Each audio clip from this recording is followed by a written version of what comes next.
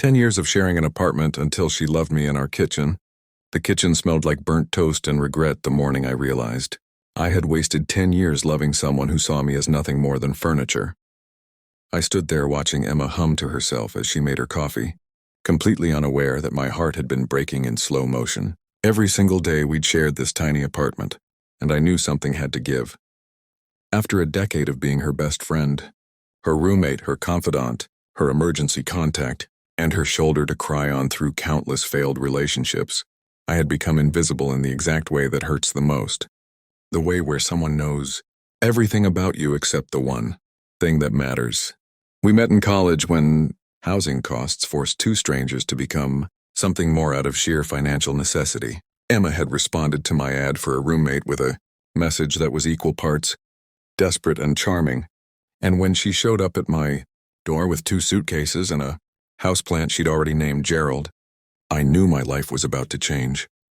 What I didn't know was that it would change in a way that would simultaneously be the best and worst thing that ever happened to me.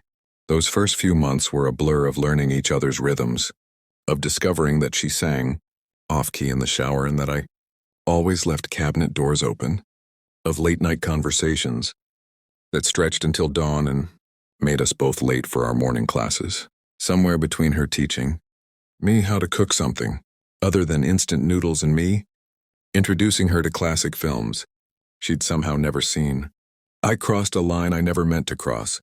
I fell in love with my roommate. For 10 years I lived in a special kind of torture that people write songs about but never truly understand until they're living it themselves.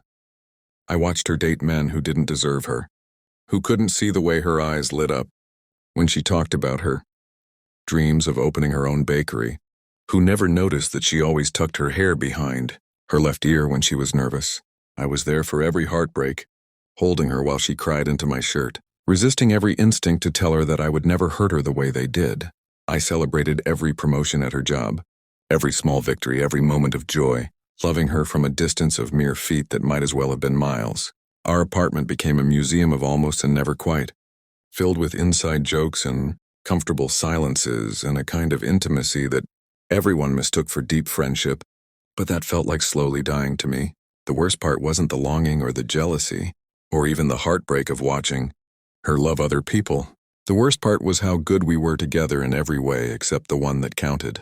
We could finish each other's sentences, knew each other's coffee orders by heart, had an entire communication system based on looks and gestures that our friends found both amusing and slightly annoying. We'd created a life together that looked exactly like a relationship to everyone on the outside, and I'd convinced myself that having her in my life as a friend was better than not having her at all. I'd made peace with the idea that this was enough, that I could survive on the crumbs of affection she gave me without ever knowing she was feeding me scraps, while I starved for something real. Everything changed on a random Tuesday in October when Emma came home from a date, looking more troubled than heartbroken. She'd been seeing someone new, a guy named Marcus who seemed different from the others, more stable, more serious, and I'd been preparing myself for the inevitable conversation, where she'd tell me she was moving out, moving on, moving into a future that didn't include late-night movie, marathons, and shared grocery lists. Instead, she kicked off her shoes, grabbed 2 beers from the fridge, and sat down on our worn couch with a heaviness that made my chest tight. She told me that Marcus had done something no one else had ever done. He'd asked her why she wasn't dating me. The question had apparently derailed their entire evening. Marcus had watched us interact when he'd picked her up earlier, had seen the way we moved around each other in our small space with the kind of choreographed ease that only comes from years of practice, and he'd asked her directly why we were just friends when it was obvious we were more.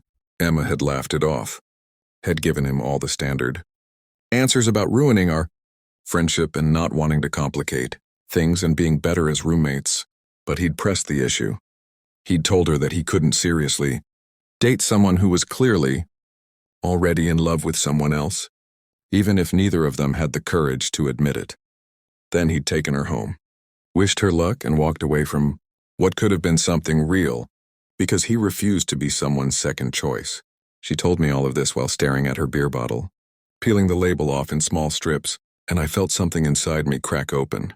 For 10 years I'd kept my feelings locked away, had convinced myself that silence was noble, that protecting our friendship was more important than being honest about what I wanted. But sitting there listening to her recount a conversation that had forced her to confront something she'd apparently been avoiding, I realized that my silence hadn't protected anything. It had created a prison for both of us. Still, I couldn't find the words. Instead, I asked her what she'd been thinking about since Marcus left, and she finally looked at me with eyes that seemed to be seeing me for the first time in a decade. She said she'd been thinking about all the times she'd compared her boyfriends to me and found them lacking, about how she always wanted to tell me about her day before anyone else, about how the apartment only felt like home when I was in it. The conversation stretched into hours, both of us circling around the truth like it was something dangerous, something that could explode and destroy everything we'd built. We talked about the first year we lived together, remembering details the other had forgotten, realizing that we'd both been marking the same moments as significant, for different reasons. She admitted that she'd always known on some level how I felt, but had convinced herself she was imagining it because confronting it would mean making a choice she wasn't ready to make. I confessed that I'd almost moved out a dozen times over the years, but could never quite bring myself to leave, that I'd turned down opportunities and relationships because nothing felt right when it meant not coming home to her. As the night deepened and our words came easier, we began to acknowledge what had been obvious to everyone but us, that we'd been in a relationship for 10 years. We'd just been too scared to call it what it was. But knowing the truth and acting on it are two different things entirely. The weeks that followed that conversation were strange and charged, filled with a new kind of tension that made our small apartment feel even smaller. We were hyper-aware of every accidental touch, every shared glance, every moment that had previously been comfortable but now felt loaded with possibility. Emma started pulling away, spending more time at work or with other friends, and I could feel her panic in the space she created between us. She was terrified that if we tried and failed, she'd lose the one constant in her life, and I understood because I was terrified of the exact same thing. We were stuck in a limbo of our own making, both wanting something we were too afraid to reach for, and it was slowly poisoning everything we'd built together. The breaking point came on a Sunday morning in our kitchen, the same kitchen where this story began. I woke up early and started making breakfast, falling into the routine we'd established years ago where I cooked and she set the table, and when she walked in still half asleep in an old t-shirt and pajama pants, something in me just snapped. I couldn't do it anymore. I couldn't keep pretending that I was okay with this half-life we were living, where we acknowledged the truth but refused to do anything about it. So I turned off the stove, turned to face her, and told her that I was moving out. The words came out calmer than I felt, and I watched her face go through a rapid series of emotions: shock, hurt, anger, and then something that looked like fear. She asked me why, even though we both knew the answer, and I told her the truth. I told her that I loved her too much to keep living like this, that being her roommate and nothing more was slowly killing me, and that I needed to give both of us the chance to find what we actually wanted, instead of hiding in the safety of what was familiar. She stood there in our kitchen, in the morning light that made her look almost ethereal, and I watched as tears started rolling down her cheeks. She told me I was an idiot, which wasn't what I expected, and then she closed the distance between us and kissed me with 10 years of pent-up emotion behind it. It wasn't like the movies where everything suddenly becomes perfect and all the fear disappears in an instant. It was messy and desperate and tasted like tears and uncertainty, but it was also the most honest thing that had ever happened between us.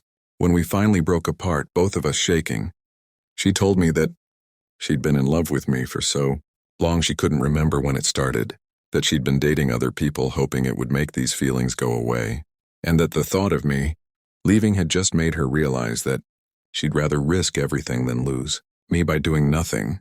If this story is touching your heart, if you've ever loved someone from a distance or been too afraid to speak your truth, please take a moment to like this video and share it with someone who needs to hear this message. Your support means everything and helps these stories reach the people who need them most. We spent the rest of that Sunday talking through everything we'd left unsaid for a decade, making plans and promises and acknowledging all the ways we'd hurt each other through our silence. The transition from roommates to something more wasn't seamless or easy. We had to unlearn years of holding back, had to figure out how to be vulnerable in new ways, had to navigate the strange territory of kissing someone whose presence in your life had been a comfortable constant. There were moments of awkwardness and doubt, times when the fear would creep back in and one of us would start to retreat, but we'd learned our lesson about silence. We talked through everything, even when it was uncomfortable, especially when it was uncomfortable. 10 years of sharing an apartment had taught us how to coexist, how to respect boundaries and navigate conflict, and build a life alongside another person. But it had also taught us the cost of not fighting for what you want, of letting fear make your decisions, of mistaking comfort for happiness. Looking back, I don't regret those 10 years even though they were painful, because they gave us a foundation that most couples never have. We knew each other's worst habits and biggest flaws, had seen each other at our lowest points, and had chosen to stay anyway. When we finally admitted we were in love, it wasn't based on infatuation or fantasy. It was based on a decade of real, messy, complicated life lived side by side. Before I share how our story ends, I want to ask you something. Have you ever been afraid to tell someone how you really feel? Drop a comment below and tell me your story. Sometimes writing it down is the first step to finding your courage. Our kitchen still smells like burnt toast sometimes, because I never did get better at cooking breakfast. But now it also smells like the vanilla candles Emma loves and the future we're building together. We still share the same small apartment, though we've been looking at bigger places, laughing about how strange it will be to have more than one bathroom and space that's actually ours rather than just tolerable. The apartment that witnessed 10 years of longing and silence and missed opportunities has become the place where we learned that sometimes the love story you're looking for is happening in the background of the life you're already living. You just have to be brave enough to step into it, to risk everything comfortable and familiar for the chance at something real. And standing here now, watching Emma hum to herself as she makes our coffee, finally able to walk up behind her and wrap my arms around her waist, finally able to kiss her shoulder and hear her laugh without it being a moment, I have to immediately pull back from, I know that some risks are worth taking. Even if it takes you 10 years to find the courage,